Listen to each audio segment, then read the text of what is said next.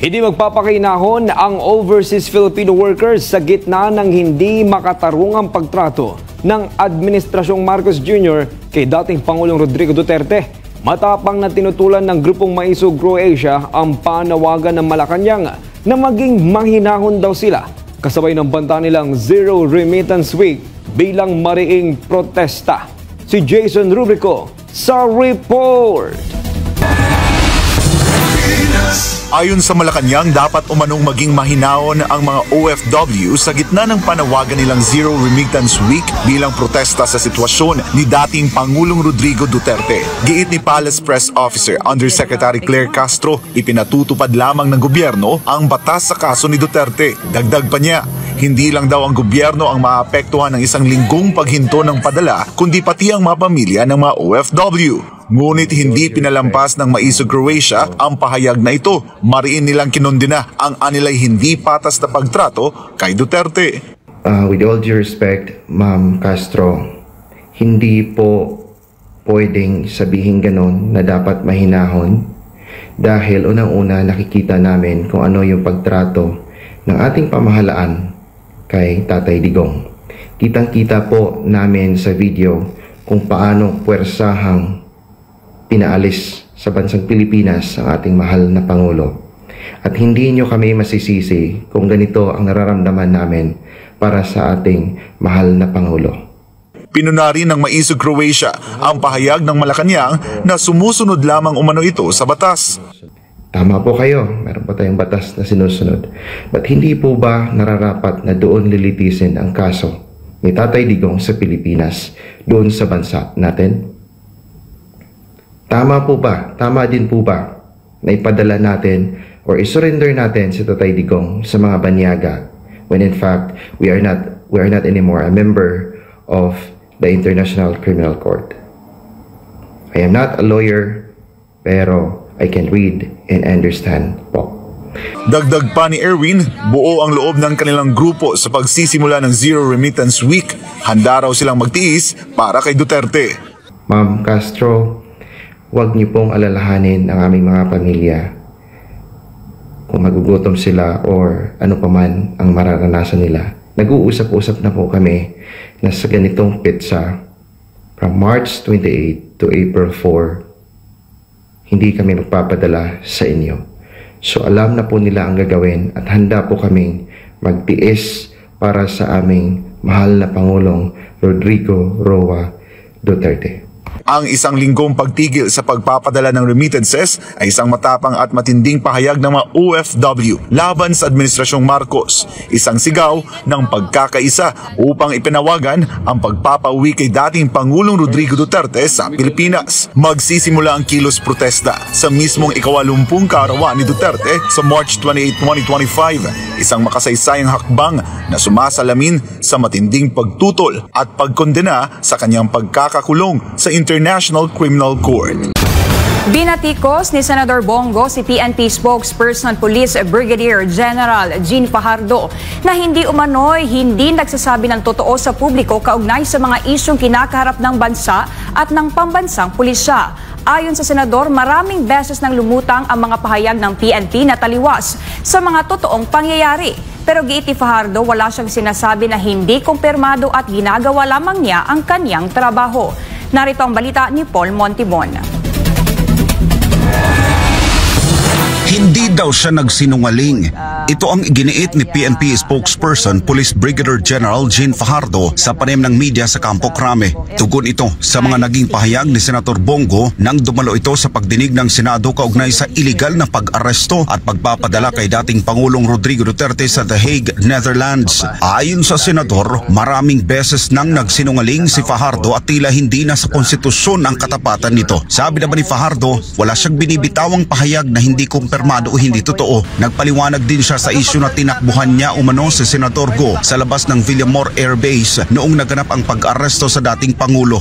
Matatanda ang mismong si PNP Chief General Romel Francisco Marbil ang nakita sa lugar habang ang operasyon naman ay pinangunahan ni CIDG Director Police Major General Nicolas Torre. Nung aming encounter po doon sa airport, ay alam po niya yon na nung tinanong po niya kung po pwede po silang sumunod po doon sa Villamor Air Base, ay sinagot ko po siya at sabi ko, I'm sorry sir, I don't have any authority to grant your request because hindi po ako ang nagdi-decide po. And in fact, he asked me, sino po?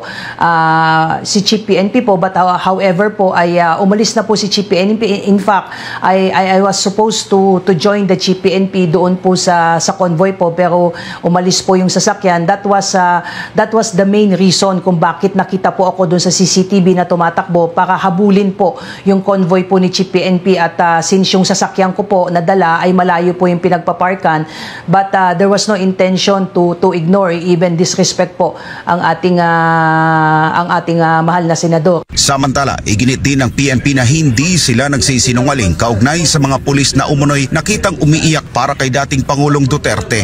Ayon kay Fajardo, wala umanong pulis na umiyak sa lugar. Pawis lamang ito dahil sa mainit na panahon at makapal na uniforme ng mga pulis. Sa kabila ng ginawang pagdinig sa nangyaring pag-aresto kay dating Pangulong Duterte, mas marami pa rin ang hindi kumbinsido sa proseso ng pagdakip at ang mabilisang pagpapadala nito sa kamay ng mga dayuhan. Matatandaang marami ang kumontra sa ginawa ng PNP, lalo na sa sinasabing paglabag sa Article 59 ng Rome Statute. Wala ring sapat na panahon ang kampo ni Duterte para gamitin ang kanilang legal remedy, kabilang na ang constitutional rights ng akusado. Bukod pa rito, walang inilabas na ICC warrant. Isang diffusion letter lamang mula sa Interpol ang natanggap ng pamahalaan. Sa huli, kwenisyon ang naunang pahayag ng PNP na hindi ito makikipag-ugnayan sa ICC alinsunod sa posisyon ng gobyerno noon, subalit kabaliktaran naman ito ng naging aksyon sa dating Pangulo. Inihayag ni Senate President Cheese Escudero na hindi sila maaaring magpadala ng summons para kay Vice President Sara Duterte hanggat hindi ito nakasesyon. Ito ang sagot ni Escudero sa hiling ng Kamara na pasagutin na ang bise hinggil sa impeachment case. Si Margaret Gonzalez sa report. Isa raw sa prioridad ng mataas na kapulungan ng Kongreso sa pagbabalik ng kanilang sesyon sa Hunyo ay ang pagtalakay sa verified impeachment complaint laban kay Vice President Sara Duterte. Doon malalaman natin yung pag-aproba ng rules ng Senado, kung anong hugis, kulay at itsura nun. Pangalawa, yung pag-convene mismo ng impeachment court, kung yan ang magiging pasa ng mayoriya ng Senado, at ang pagpapatuloy ng proseso ngayon habang kami recess bago ang aktual na paglilitis na isasagawa sa pagpasok ng bagong Kongreso. Sa impeachment case laban kay VP Sara, ang Senate President daw ang magiging presiding officer batay sa nakasaad sa Ligang Batas. Ngayon ay nag-aaral na raw si Escudero sa kanyang magiging papel o bahagi sa impeachment trial. Sa ilalim ng saligang batas, uupo lamang ang Chief Justice bilang presiding officer kapag Pangulo ang ini-impeach. Kapag ibang impeachable officer kabilang ng Vice President, ang Senate President lamang kung sino man siya, ang uupo, tatayo bilang presiding officer. Walang papel ang Chief Magistrate o Chief Justice ng Korte Suprema sa impeachment proceedings ng Vice President pababa. Kabilang na ang sinumang maestrado ng Korte Suprema, kabilang ng Chief Justice mismo, Comelec Commissioners, Civil Service Commissioners, Ombudsman at iba pang impeachable officers.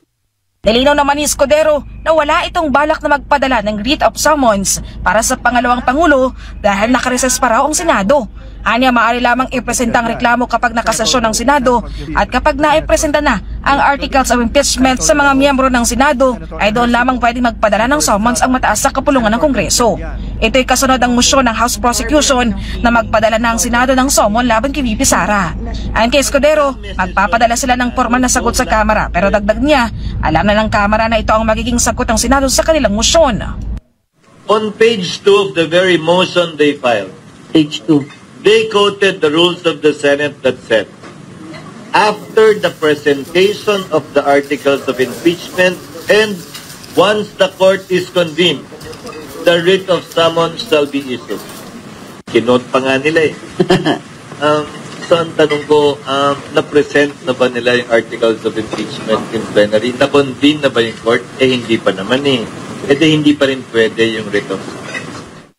Pagka may sesyon ang Senado, doon lamang pwedeng magpresenta sila ng articles of impeachment at doon lamang din pwedeng i-convene ang impeachment court sa pamamagitan ng pagsusumpa ng mga miyembro ng Senado.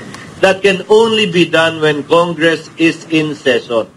Payo ni Escudero sa Kamara na sa halip na magmadali, mag-ingat sila sa kanilang mga hakbang lalo pat baka ito daw ay maging daan pa para maging questionable ang impeachment proceedings. Baka mamaya binibigyan lamang nila ng dagdag na rason at armas ang nasasakdal, ang dinedemanda nila, ang ini-impeach nila para questionin yung proseso sa Korte Suprema. I would rather be more prudent and more closely faithful to what the law provides